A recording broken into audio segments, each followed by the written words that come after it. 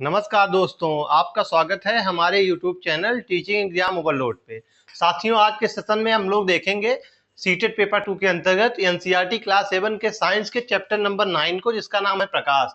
आज के चैप्टर के बाद 2 चैप्टर और बचेंगे और आपकी एनसीईआरटी क्लास 7 के साइंस की बुक समाप्त हो जाएगी और इसके बाद क्लास 8 की एनसीईआरटी साइंस बचेगी, जिसको मैं एक मैराथन के रूप में लूंगा, क्योंकि आपके पास समय नहीं है और समय के अभाव के कारण अब मैं एनसीईआरटी 8 के सारे चैप्टर को एक क्लास में कवर करूंगा, ताकि जल्दी से जल्दी आपका क्विक रिवीजन करवा सकूं। उसके बाद एक एनसीईआरटी की मैराथन दे दूंगा 6 to 8 साइंस की। इतना आप लोग कर लेंगे तो सीटेट पेपर 2 में आपके अच्छे नंबर आएंगे।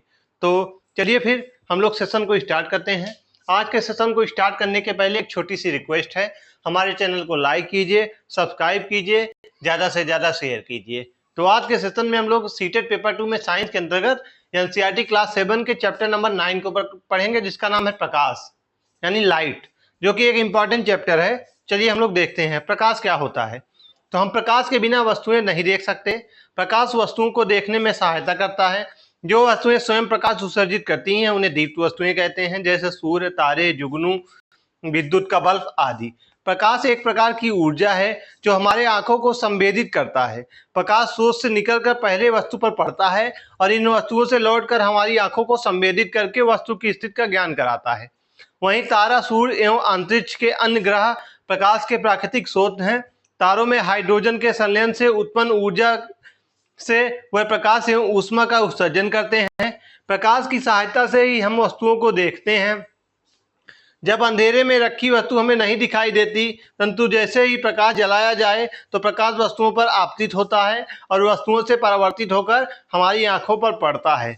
फिर उस वस्तुओं का प्रतिबिंब हमारे रेटिना पर बनता है, जिसके कारण हमें जो वस्तुएं होती हैं दिखाई देने लगती हैं। प्रकाश स्वयं नहीं दिखाई देता, लेकिन वस्तुओं को देखने में सहायता प्रदान करता है। जैसा कि आप लोग देखते होंगे, घर में जब आप लोग लाइट जलाते होंगे तो रोशनी फैल जाती होगी घर में और घर में सब चीजें अच्छे दिखने लगती है। वहीं आप लोग स्विच ऑफ कर देंगे तो लाइट बंद हो जाएगी तो अंधेरा दिखने लगता है। प्रकाश के गुण के बारे में बात करते हैं। तो प्रकाश के गुण के बारे में बात की जाए तो प्रिज्म सूर्य के प्रकाश की एक किरण पुंज को 7 वर्णों में विभक्त कर देता है। तो प्रिज्म जो होता है वह सूर्य के प्रकाश की एक किरण पुंज को 7 वर्णों में विभक्त कर देता है। दीप्त वस्तुएं क्या होती हैं? तो जिन वस्तुओं का अपना प्रकाश होता है उन्हें दीप्त वस्तुएं कहते हैं, जैसे सूर्य, तारे, जलती मोमबत्ती, जलता बल्ब आदि। जिन वस्तुओं का अपना प्रकाश होता है उन्हें दीप्त वस्तुएं कहते हैं, जैसे सूर्य, तारे, जलती मोमबत्ती, जलता बल्ब आदि। उसके बाद अदीप्त वस्तुएं क्या होती हैं? जिन वस्तुओं का अपना प्रकाश नहीं होता उन्हें अप्रदीप्त वस्तुएं कहते हैं, जैसे कुर्सी, टेबल, मनुष्य आदि। चलिए, पारदर्शी वस्तु क्या होता है? जिस वस्तु के आर पार हम लोग देख सकते हैं उस वस्तु को पारदर्शी कहते हैं। यानी जिस वस्तु के आर पार हम लोग देख सकते हैं उस वस्तु को पारदर्शी कहते हैं, जैसे आपका शीशा हो गया, कांच हो गया, पानी हो गया आदि हो गया। यानी शीशा, कांच, पानी आदि ये आपके पारदर्शी वस्तुएं हो गई, जिनके वस्तु के आर पार हम लोग देख सकते हैं। ऐसी वस्तुओं को हम पारदर्शी वस्तु कहते हैं, जैसे आपका जल हो गया, शीशा हो गया, पानी हो गया। जैसा कि फिगर में आप लोग देख भी रहे होंगे, कांच के उस पार आर पार हम लोग देख रहे हैं। चलिए, अब अर्ध पारदर्शी पदार्थ। तो कुछ वस्तुएं ऐसी होती हैं जिन पर प्रकाश की किरणें पड़ने से उनका कुछ भाग तो अवशोषित हो जाता है तथा कुछ भाग बाहर निकल जाता है। ऐसी वस्तुओं को अर्ध पारदर्शक वस्तुएं कहते हैं, जैसे तेल लगा हुआ कागज। तो कुछ वस्तुएं ऐसी होती हैं जिन पर प्रकाश की किरणें पड़ने से उनका कुछ भाग तो अवशोषित होता है तथा कुछ भाग बाहर निकल जाता है। तो ऐसी वस्तुओं को अर्धपारदर्शक वस्तुएं कहते हैं, जैसे तेल लगा हुआ कागज आदि। चलिए, पारभासी वस्तुएं क्या होती हैं? तो जिन वस्तुओं के आर पार देख तो सकते हैं परंतु बहुत स्पष्ट नहीं, ऐसी वस्तुओं को पारभासी वस्तुएं कहते हैं। तो जिन वस्तुओं के आर पार देख तो सकते हैं परंतु बहुत स्पष्ट नहीं, ऐसी वस्तुओं को पारभासी वस्तुएं कहते हैं। चलिए आगे बढ़ते हैं। जैसे आपका धुआं हो गया, कोहरा हो गया और तेल लगा कागज आदि हो गया। प्रकाश का परावर्तन के बारे में देखते हैं। रिफ्लेक्ट ऑफ लाइट यानी प्रकाश का परावर्तन। तो दर्पण द्वारा प्रकाश की दिशा का वह परिवर्तन प्रकाश का परावर्तन कहलाता है। प्रकाश किसी सतह से टकराकर उसी माध्यम से वापस लौटना प्रकाश का परावर्तन कहलाता है। जब सूर्य का प्रकाश किसी खुरदरे पृष्ठ पर गिरता है तो सभी दिशाओं में फैल जाता है। खुरदरे पृष्ठ द्वारा प्रकाश को समान रूप से चारों ओर फैलाने के प्रभाव को विसरित परावर्तन कहते हैं।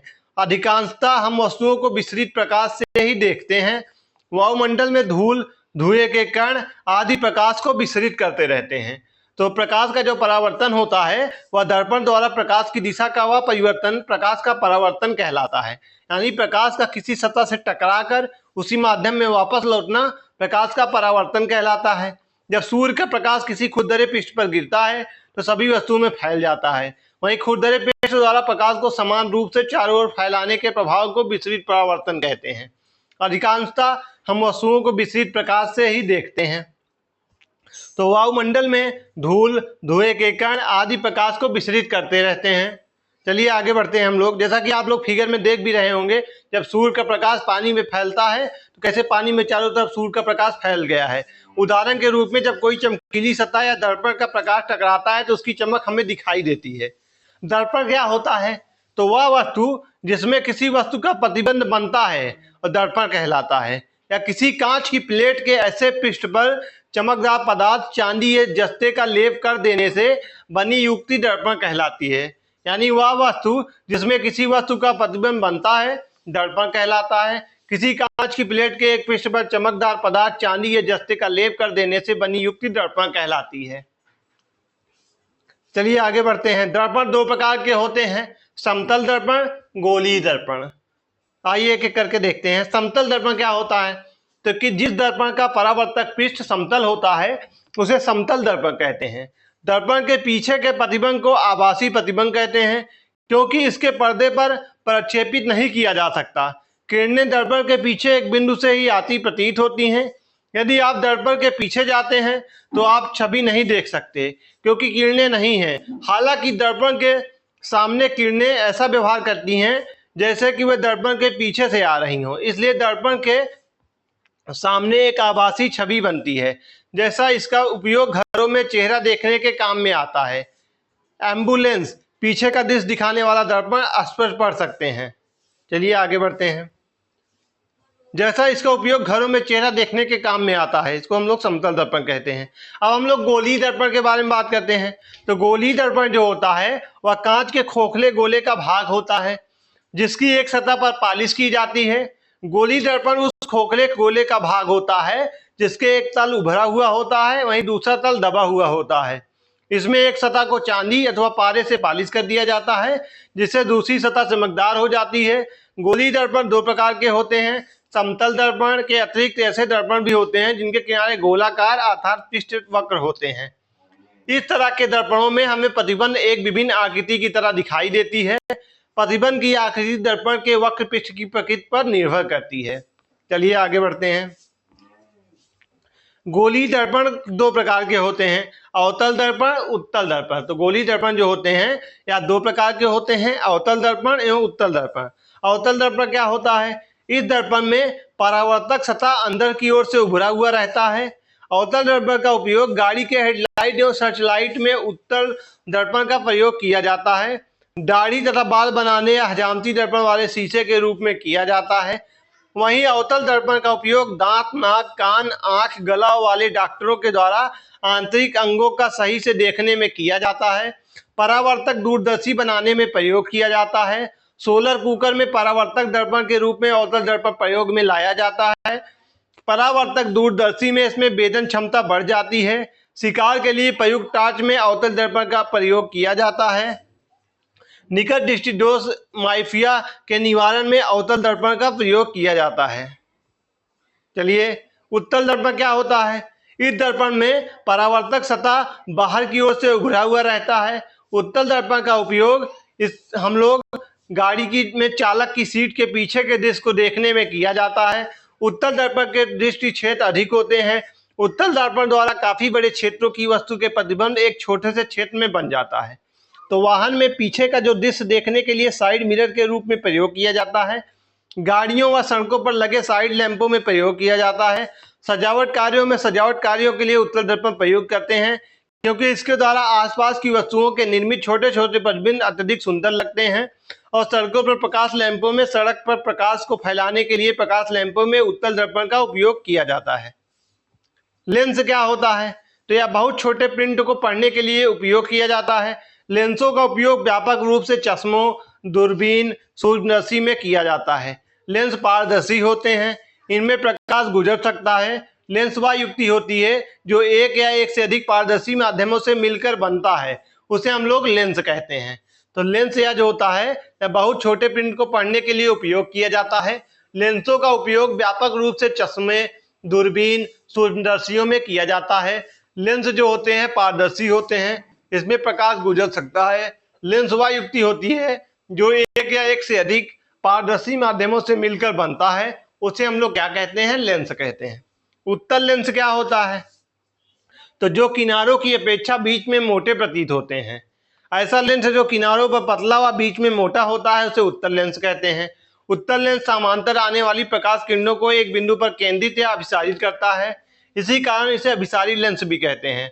मुख्य अक्ष के समांतर आने वाली प्रकाश किरणें उत्तल लेंस में अपवर्तन के बाद मुख्य अक्ष के जिस बिंदु पर एकत्रित होती है, उसे उत्तल लेंस का फोकस बिंदु एफ कहते हैं। यानी जो किनारों की अपेक्षा बीच में मोटे प्रतीत होते हैं, ऐसा लेंस जो किनारों पर पतला व बीच में मोटा होता है, उसे उत्तल लेंस कहते हैं। उत्तल लेंस समांतर आने वाली प्रकाश किरणों को एक बिंदु पर केंद्रित या अभिसारित करता है, इस कारण इसे अभिसारी लेंस भी कहते हैं। मुख्य अक्ष के समांतर आने वाली प्रकाश किरणें जो उत्तल लेंस से अपवर्तन के बाद मुख्य अक्ष के जिस बिंदु पर एकत्रित होती है, उसे उत्तल लेंस का फोकस बिंदु एफ कहते हैं। चलिए आगे बढ़ते हैं। जैसा कि फिगर में आप लोग देख भी रहे होंगे, इसका प्रयोग जो होता है, एक उत्तल लेंस तथा एक कागज लीजिए, सूर्य का प्रकाश उत्तल लेंस से गुजार कर कागज पर इस प्रकार डालिए कि वह एक बिंदु पर केंद्रित हो जाए। तब तक रुके रहिए जब तक कि कागज जलने न लगे। आप लोगों ने पहले बचपन में देखा भी होगा, जब हम लोग बचपन में स्कूल जाते थे, हम लोग के पास लेंस होता था, तो हम लोग जब खेल खेल में एक कागज लेते थे और लेंस को कागज के सूर्य के प्रकाश को लेंस के ऊपर आने देते थे, और ऐसे गोले आकार में एक बिंदु जब बनता था कागज पर, थोड़ी देर बनने के बाद कागज वह जल जाता था। यह खेल हम लोगों ने बचपन में बहुत खेला है। या फिर आप लोगों ने देखा होगा, जब हम लोग लेंस किसी के सूर्य के प्रकाश को लेंस के ऊपर आने देते थे, और जब लेंस पे जब सूर्य का प्रकाश आता था तो उससे जो प्रकाश फैलता था, शरीर कहीं पे पड़ता था, तो थोड़ी देर में शरीर जहाँ पे पड़ता था प्रकाश जलने लगता था। तो उत्तल लेंस के जो प्रकार होते हैं, बनावट के आधार पर उत्तल लेंस को तीन भागों में बांटा जा सकता है: उभयोत्तल लेंस, समतलोत्तल लेंस या अवतलोत्तल लेंस। तो उभयोत्तल लेंस, समतलोत्तल लेंस, अवतलोत्तल लेंस, तीन लेंस होते हैं। अवतल लेंस क्या होता है? जो किनारों की अपेक्षा बीच में पतले होते हैं, ऐसा लेंस जो किनारों पर मोटा और बीच में पतला हो, अवतल लेंस कहलाता है। यह लेंस समांतर आने वाली प्रकाश किरणों को फैला देता है और अपसारित करता है, इस कारण इस लेंस को अपसारी लेंस भी कहते हैं। समांतर किरणों को अपवर्तन के पश्चात अपसारित कर देते हैं। इन अपवर्तित किरणों को पीछे की ओर बढ़ाने पर वह मिलती हुई प्रतीत होती हैं। तो किनारों की अपेक्षा बीच में पतले होते हैं, ऐसा लेंस जो किनारों पर मोटा व बीच में पतला हो, अवतल लेंस कहलाता है। यह लेंस समांतर आने वाली प्रकाश किरणों को फैला देते हैं और अपसारित कर देते हैं, इसी कारण इस लेंस को अपसारी लेंस भी कहते हैं। समांतर किरणों को अपवर्तन के पश्चात अपसारित कर देते हैं। इन अपवर्तित किरणों को पीछे की ओर बढ़ाने पर वह मिलती हुई प्रतीत होती हैं। चलिए आगे बढ़ते हैं। लेंस में गुजरने वाली प्रकाश किरणें अपने पथ से विचलित हो जाती हैं, अतः हम कह सकते हैं कि लेंस प्रकाश का अपवर्तन करता है। अवतल लेंस के प्रकार। अवतल लेंस भी तीन प्रकार के होते हैं: उभयावतल लेंस, समतलावतल लेंस या उत्तलावतल लेंस। तीन लेंस होते हैं। ठीक, चलिए एक एक करके देखते हैं। तो इसके बारे में ज़्यादा नहीं है, यहीं पे सेशन समाप्त होता है। तो मैं आशा करता हूँ सेशन आपको आसानी से समझ में आया होगा। ऐसे ही सेशन देखने के लिए हमारे चैनल के साथ बने रहिए। अगर आप लोग सीटेट की प्रॉपर तरीके से टॉपिक वाइज तैयारी करना चाहते हैं तो हमारे चैनल को सब्सक्राइब कर लीजिए। हमारे चैनल पर सीटेट की प्रॉपर तरीके से टॉपिक वाइज क्लासेस चल रही हैं। लगभग सारा सिलेबस समाप्त भी होने वाला है। इसी वीक में मैं आपको मैराथन क्लासेस करवा दूंगा, और उसके बाद ऑनलाइन जितने भी पेपर में प्रश्न बने हैं, चाहे NCERT 6 to 8 साइंस के हों या NCERT 6 to 8 सोशल साइंस के हों, सब मैं करवा दूंगा एक मैराथन में। और मैराथन 4 से 5 घंटे की होगी।